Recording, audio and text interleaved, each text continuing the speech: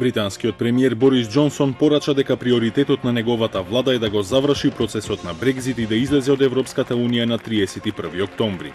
Нека не постои сомнеш дека единствената алтернатива на нашите предлози кои ќе му ги понудиме на Брисел е напуштање без договор, категорично најави Џонсон пред своите сопартици. Тој исто така упати жестоки критики до претениците во долниот дом кои усвоија закон со кој му се забранува да го извади Обединетото кралство од Унијата и му наложува да побара ново одложување на Брекзит. The sad truth is that voters have more say. Voters have more say over I'm a celebrity than they do over this House of Commons, which refuses to deliver Brexit, refuses to do anything constructive and refuses to have an election. Just at the moment, when voters are desperate for us to focus on their priorities, we're continuing to chew the super-masticated subject of Brexit.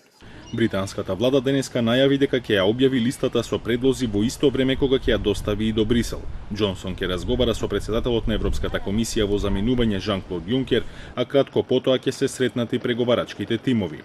Комисијата внимателно ќе ги разгледа предлозите затоа што предпочита уредно истапување на Британија од Унијата со претходно постигнат договор наспроти алтернативата на еднострано повлекување, порача од Брисел. We are working for a deal, and any deal should, of course, be a good deal. Прашањето за северноирската граница од самиот почеток на преговорите е спорна точка, а токму предложеното решение во договорот на Тереза Меј ги натера пратениците 3 пати да го одбијат, одложувајќи го Брекзит за 6 месеци. Британските медиуми откриваат дека новите предлози од Џонсон предвидуваат останување на Северна Ирска во Европската царинска зона до 2025 година, по кој период Белфаст ќе одлучи дали ќе ги задржи правилата на Унијата или ќе ги прифати новите на Лондон, како и сет софистицирани технолошки мерки за да се избегнат класичните гранични контроли.